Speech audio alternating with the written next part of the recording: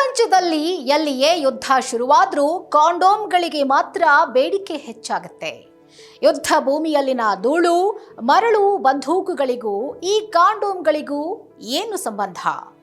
ಭೂಮಿಯಲ್ಲಿ ಮಾತ್ರವಲ್ಲ, ಸಮುದ್ರಗಳಲ್ಲೂ ಕಾಂಡೋಮ್ಗೆ ಭಾರಿ ಬೇಡಿಕೆ. ಏನಪ್ಪಾ ಇದು ಕಾಂಡೋಮ್ ಮಹಿಮೆ? ಇದು ಹೊತ್ತಿನ ವಿಶೇಷ. ನಾನು ಸುಧಾ ಗೌಡ. ನೋಡಿ, ಪ್ರಪಂಚದಲ್ಲಿ ಎಲ್ಲಿಯೇ ಯುದ್ಧ ಶುರುವಾದರೂ ಕೂಡ ಅಲ್ಲಿ ಕಾಂಡೋಮ್ಗಳ ಬಳಕೆ ಹೆಚ್ಚಾಗುತ್ತಂತೆ, ಅದರ ಉತ್ಪಾದನೆ ಡಬಲ್ ಆಗುತ್ತಂತೆ. ಅದು ಎಸ್ಪೆಷಲಿ ಯುದ್ಧ ನಡೀತಾ ಇರುವಂಥ ಸಂದರ್ಭದಲ್ಲಿ. ಯಾಕಪ್ಪ ಅನ್ನುವಂಥ ಪ್ರಶ್ನೆ ನಮ್ಮ ಮನಸ್ಸಲ್ಲಿ ಖಂಡಿತವಾಗ್ಲೂ ಬಂದೇ ಬರುತ್ತೆ. ನೋಡಿ, ಕಾಂಡೋಮ್ ಅಂತಂದರೆ ಎಲ್ಲರಿಗೂ ಗೊತ್ತಿರುವಂಥ ವಿಚಾರ. ಅದು ಸುರಕ್ಷಿತ ಲೈಂಗಿಕ ಕ್ರಿಯೆಗೆ ಬಳಸುವಂಥ ಒಂದು ಸಾಧನ. ಆದರೆ ಯುದ್ಧಗಳಲ್ಲಿ ಕಾಂಡೋಮ್ಗಳ ಪಾತ್ರ ಏನು? ಹೆಂಗೆ ಬಳಸ್ತಾರೆ? ಯಾಕೆ ಬಳಸ್ತಾರೆ? ಯಾಕೆ ಅಷ್ಟೊಂದು ಪ್ರೊಡಕ್ಟಿವಿಟಿ ಜಾಸ್ತಿ ಇರುತ್ತೆ ಅಂತಂದರೆ, ನೋಡಿ, ಯುದ್ಧ, ಭೂಮಿ ಮೇಲಿನ ಯುದ್ಧ ಅಂತ ಬಂದಾಗ ಮಳೆ ಬರಬಹುದು, ಜೋರಾಗಿ ಗಾಳಿ ಬರಬಹುದು, ಅಥವಾ ತೇವಾಂಶ ಇರಬಹುದು. ಏನು, ಸಮುದ್ರದಲ್ಲಿ ನಡೆಯುವಂಥ ಯುದ್ಧಗಳು ಅಂತ ಬಂದಾಗ ಅಫ್ಕೋರ್ಸ್ ಅಲ್ಲಿ ನೀರಿದ್ದೇ ಇರುತ್ತೆ. ಆದರೆ ಭೂಮಿ ಮೇಲಿನ ಯುದ್ಧಕ್ಕೂ ಸಮುದ್ರದ ಮೇಲಿನ ಯುದ್ಧಕ್ಕೂ ಕಾಂಡೋಮ್ಗಳನ್ನು ಬಳಕೆ ಮಾಡ್ತಾರಂತೆ. ಯಾರು ಬಳಕೆ ಮಾಡ್ತಾರೆ? ಯುದ್ಧ ಮಾಡುವಂಥವ್ರು ಬಳಕೆ ಮಾಡ್ತಾರಾ, ಅಥವಾ ಯುದ್ಧದಲ್ಲಿರುವಂತಹ ಸೈನಿಕರ, ಅಧಿಕಾರಿಗಳ? ಯಾಕೆ ಕಾಂಡೋಮ್ ಬಳಕೆ ಮಾಡ್ತಾರೆ ಅಂತ ನೀವು ಕೇಳೋದಾದರೆ, ಈ ಕಾಂಡೋಮ್ಗಳ ಬಳಕೆ ಯುದ್ಧದಲ್ಲಿ ಯಾಕೆ ಮಾಡ್ತಾರೆ ಅನ್ನೋದನ್ನು ತಿಳ್ಕೋಬೇಕು ಅಂತಂದರೆ ಈ ವಿಡಿಯೋವನ್ನು ಮಿಸ್ ಮಾಡದೆ ಕೊನೆಯವರೆಗೂ ನೋಡಲೇಬೇಕು. ನೋಡಿ, ಯುದ್ಧ ಶುರುವಾದರೆ ಶಸ್ತ್ರಾಸ್ತ್ರಗಳಿರುತ್ತೆ, ಅಲ್ಲಿ ಆಹಾರ ಬೇಕಾಗತ್ತೆ, ಔಷಧಿಗಳು ಬೇಕಾಗತ್ತೆ. ಆದರೆ ಬೇಸಿಗೆ ಸಂದರ್ಭದಲ್ಲಿ ಎಲ್ಲವೂ ಓಕೆ. ಆದರೆ ಮಳೆಗಾಲದ ಸಂದರ್ಭದಲ್ಲಿ ಯುದ್ಧ ಶುರುವಾದರೆ, ಚಳಿಗಾಲದ ಸಂದರ್ಭದಲ್ಲಿ ಯುದ್ಧ ಶುರುವಾದಾಗ ಎಲ್ಲವನ್ನ ಸುರಕ್ಷಣೆಯನ್ನು ನಾವು ಮಾಡಲೇಬೇಕು. ಅಂದರೆ ಎಲ್ಲವನ್ನ ಸಂರಕ್ಷಣೆ ಮಾಡಬೇಕು. ಶಸ್ತ್ರಾಸ್ತ್ರಗಳನ್ನು ಸಂರಕ್ಷಣೆ ಮಾಡಬೇಕು. ಮಳೆ ಬರ್ತಾ ಇದೆ ಅಂದಾಗ ಆಹಾರಗಳನ್ನು ಸಂರಕ್ಷಣೆ ಮಾಡಬೇಕು. ಯುದ್ಧದಲ್ಲಿ ಸಾಕಷ್ಟು ಜನ ಸೈನಿಕರು, ಅಧಿಕಾರಿಗಳು ಕೆಲಸ ಮಾಡ್ತಾ ಇರ್ತಾರೆ. ಅವರಿಗೆ ಇನ್ ಟೈಮ್ಗೆ ಫುಡ್ ಕೊಡಬೇಕು.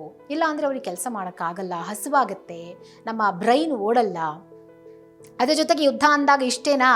ಯುದ್ಧದಲ್ಲಿ ಭಾಗಿಯಾದಂಥ ಸೈನಿಕರುಗಳಿಗೆ ಗಾಯಗಳಾಗುತ್ತೆ, ಅವರು ಡೆತ್ ಆಗ್ಬೋದು, ಅಥವಾ ಕೈಕಾಲು ಮುರ್ಕೊಳ್ಬೋದು, ಅಥವಾ ಇಮಿಡಿಯೇಟಾಗಿ ಅವರಿಗೆ ಟ್ರೀಟ್ಮೆಂಟ್ ಬೇಕಾಗ್ಬೋದು. ಆಗ ಔಷಧಿಗಳು ಬೇಕಾಗತ್ತೆ.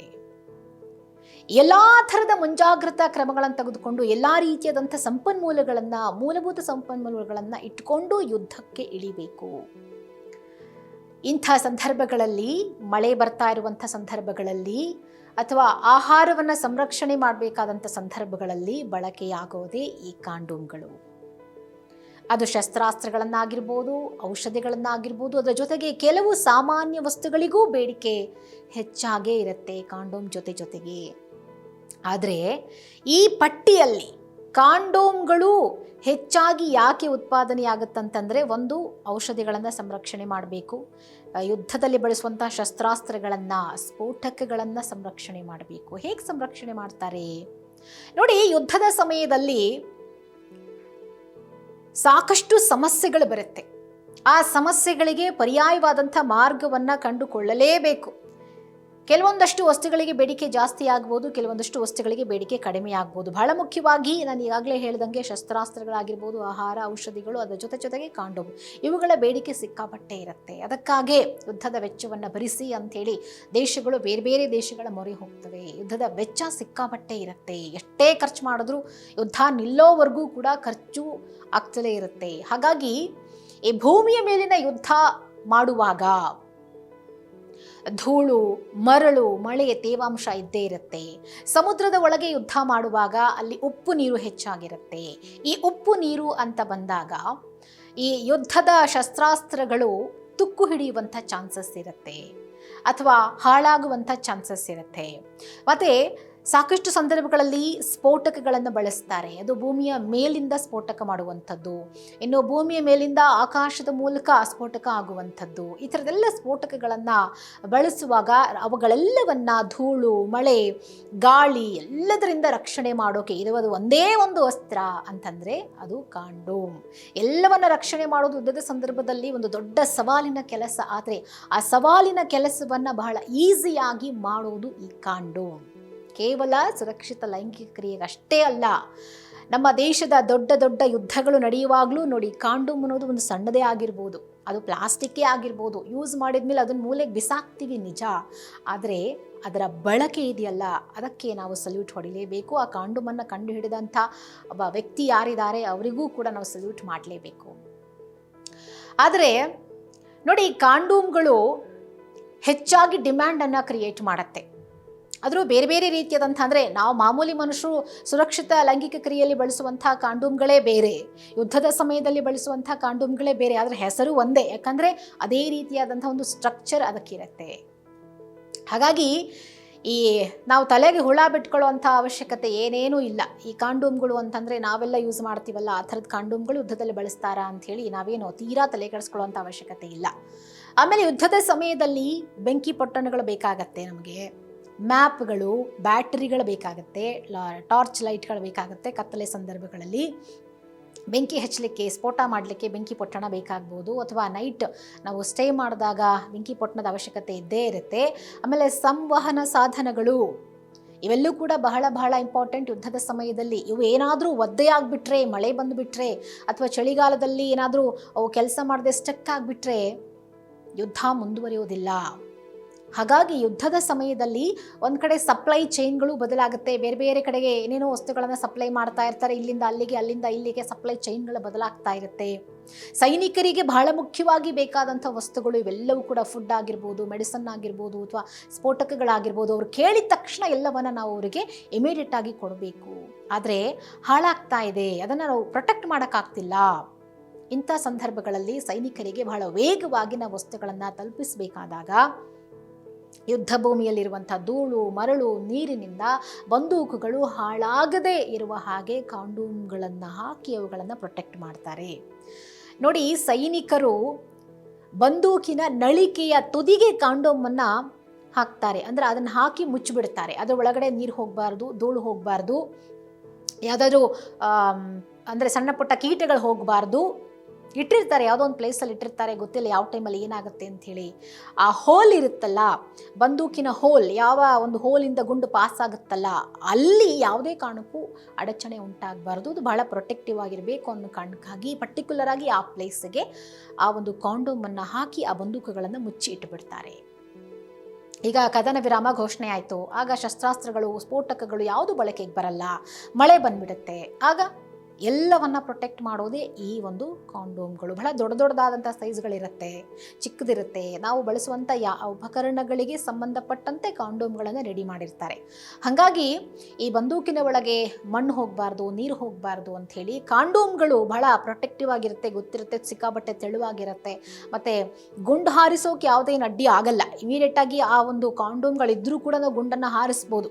ಆದರೆ ಅದ್ರ ಒಳಗಡೆ ಯಾವುದೇ ಡ್ಯಾಮೇಜ್ ಆಗದೇ ಇರೋ ರೀತಿ ಕಾಂಡೋಮ್ಗಳು ಅವುಗಳನ್ನು ಪ್ರೊಟೆಕ್ಟ್ ಮಾಡುತ್ತೆ.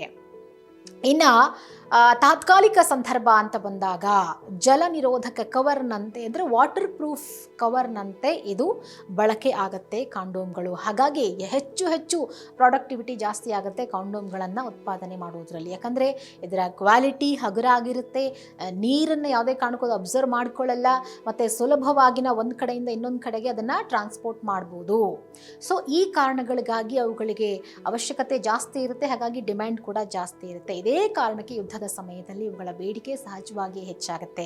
ಮಳೆ, ತೇವಾಂಶ, ನೀರಿನಲ್ಲಿ ಇನ್ ಕೇಸ್ ಶಸ್ತ್ರಾಸ್ತ್ರಗಳು ಬಿದ್ದುಬಿಟ್ರೆ, ಸಮುದ್ರದ ಒಳಗೆ ನಾವು ಯುದ್ಧ ಮಾಡ್ತಾ ಇರ್ತೀವಿ ಅಥವಾ ಅಡಗಿ ಕೂತ್ಕೊಂಡಿರ್ತೀವಿ, ಅಥವಾ ಸಮುದ್ರದ ಒಳಗಡೆ ನಾವೇನಾದರೂ ಶಸ್ತ್ರಾಸ್ತ್ರಗಳನ್ನು ಪ್ರೊಟೆಕ್ಟ್ ಮಾಡಬೇಕು ಅಂತಂದಾಗ ಕಾಂಡೋಮ್ಗಳಲ್ಲಿ ಅವುಗಳನ್ನೆಲ್ಲವನ್ನು ಇರಿಸಿ ಸಮುದ್ರದ ಎಷ್ಟು ಅಡಿ ಬೇಕಾದರೂ ನೀವು ಇಡ್ಬೋದು, ಅಲ್ಲಿ ಯಾವುದೇ ರೀತಿ ಡ್ಯಾಮೇಜ್ ಆಗಲ್ಲ. ಹಾಗಾಗಿ ಭೂಮಿ ಮಾತ್ರ ಅಲ್ಲ, ಸಮುದ್ರದ ಯುದ್ಧಗಳಲ್ಲೂ ಎಷ್ಟೋ ಬಾರಿ ಹಿಂದಿನಿಂದಲೂ ಕೂಡ ಕಾಂಡೋಮ್ಗಳನ್ನು ಬಳಕೆ ಮಾಡ್ಕೊಂಡು ಬರ್ತಿದ್ದಾರೆ. 1971 ಭಾರತ ಪಾಕಿಸ್ತಾನ ಯುದ್ಧದ ಸಮಯದಲ್ಲೂ ಕೂಡ ಸಮುದ್ರದಲ್ಲಿ ಸ್ಫೋಟಕಗಳನ್ನು ನೀರಿನಿಂದ ರಕ್ಷಣೆ ಮಾಡೋದಕ್ಕೆ ಕಾಂಡೋಮ್ಗಳನ್ನು ಬಳಸಲಾಗಿತ್ತು. ಬಹಳ ಹಳೆಯ ಕಾಲದಿಂದಲೂ ಕೂಡ ಕಾಂಡೋಮ್ಗಳನ್ನು ಬಳಕೆ ಮಾಡಲಾಗ್ತಾ ಇದೆ. ಅದರ ಕ್ವಾಲಿಟಿ ಮತ್ತು ಕ್ವಾಂಟಿಟಿಯಲ್ಲಿ ಒಂದಷ್ಟು ಅಡ್ವಾನ್ಸ್ ಟೆಕ್ನಾಲಜಿಗಳನ್ನು ಬಳಸಿಕೊಂಡು ಪ್ರೊಟೆಕ್ಟಿವ್ ಆಗಿರೋ ಥರ ಅದನ್ನು ಮ್ಯಾನುಫ್ಯಾಕ್ಚರಿಂಗ್ ಮಾಡಲಾಗ್ತಾ ಇದೆ. ವಾಟರ್ ಪ್ರೂಫ್ ಥರ ಕೆಲಸ ಮಾಡುತ್ತೆ. ಹಾಗಾಗಿ ಸ್ಫೋಟಕ ವ್ಯವಸ್ಥೆ ಸರಿಯಾಗಿ ಕಾರ್ಯ ಮಾಡಬೇಕು, ಯುದ್ಧದಲ್ಲಿ ನಾವು ಸಕ್ಸಸ್ ಆಗಬೇಕು, ಶತ್ರುಗಳ ಮೇಲೆ ನಾವು ಅಂದುಕೊಂಡ ತಕ್ಷಣ ಅಟ್ಯಾಕ್ ಮಾಡಬೇಕು ಅಂತಂದಾಗ ಸೊ ಎಲ್ಲವೂ ಕೂಡ ರೆಡಿ ಇರಬೇಕು. ಹಾಗಾಗಿ ಯುದ್ಧ ಭೂಮಿಯಲ್ಲಿ ಮೆಡಿಸಿನ್ ಅವಶ್ಯಕತೆ ಇರುತ್ತೆ. ಮಳೆ ಬಂದಾಗ ಮೆಡಿಸಿನ್ಗಳೆಲ್ಲವೂ ಹಾಳಾಗಿಬಿಡುತ್ತೆ, ವೈದ್ಯಕೀಯ ಸಾಮಗ್ರಿಗಳ ಕೊರತೆ ಇರುತ್ತೆ. ಹಾಗಾಗಿ ಹೆಚ್ಚು ವೈದ್ಯಕೀಯ ಸಾಮಗ್ರಿಗಳನ್ನು ತರಿಸ್ಕೊಡೋದಲ್ಲ, ಅವುಗಳ ಡೇಟ್ ಎಕ್ಸ್ಪೈರಿ ಆಗುವಂಥ ಚಾನ್ಸಸ್ ಇರುತ್ತೆ, ಅಥವಾ ವಾತಾವರಣಕ್ಕೆ ಅವುಗಳು ಹಾಳಾಗುವಂಥ ಚಾನ್ಸಸ್ ಇರುತ್ತೆ. ಹೀಗಾಗಿ ಎಲ್ಲ ಸಂದರ್ಭಗಳಲ್ಲೂ ಕೂಡ ಸೈನಿಕರು ಕಾಂಡೋಮ್ಗಳನ್ನು ತಾತ್ಕಾಲಿಕವಾಗಿ ಗ್ಲೌಸ್ಗಳಾಗಿ ಕೂಡ ಯೂಸ್ ಮಾಡ್ತಾರೆ. ಗಾಯಗಳಾದಾಗ ಅವುಗಳನ್ನು ಮುಚ್ಕೊಳ್ಳೋದಕ್ಕೂ ಕೂಡ ಯೂಸ್ ಮಾಡ್ತಾರೆ. ಆಮೇಲೆ ಗಾಯಗಳಾದಾಗ ಸೋಂಕು ಆಗುವಂಥ ಚಾನ್ಸಸ್ ಇರುತ್ತೆ, ಅದರಿಂದ ಪಾಪ ಅವ್ರ ಇಡೀ ಆರೋಗ್ಯನೇ ಹಾಳಾಗುವಂಥ ಚಾನ್ಸಸ್ ಇರುತ್ತೆ.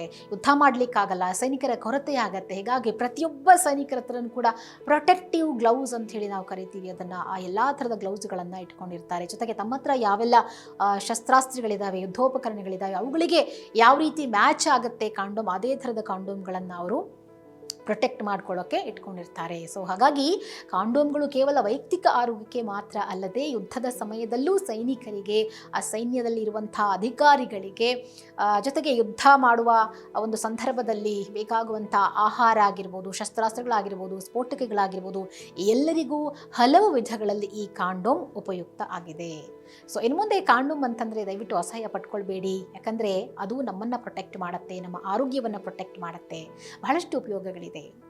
ಸೊ ಈ ವಿಡಿಯೋ ಬಗ್ಗೆ ನಿಮ್ಮ ಅನಿಸಿಕೆ ಅಭಿಪ್ರಾಯಗಳನ್ನು ಕಾಮೆಂಟ್ ಬಾಕ್ಸ್ನಲ್ಲಿ ತಿಳಿಸಿ. ವಿಡಿಯೋ ಇಷ್ಟ ಆಗಿದ್ದರೆ ನಿಮ್ಮ ಪ್ರೀತಿ ಪಾತ್ರರಿಗೆ ಶೇರ್ ಮಾಡಿ. ಹಾಗೆ ಈ ವಿಡಿಯೋವನ್ನು ಕೊನೆಯವರೆಗೂ ನೋಡಿದ್ದಕ್ಕಾಗಿ ಥ್ಯಾಂಕ್ ಯು.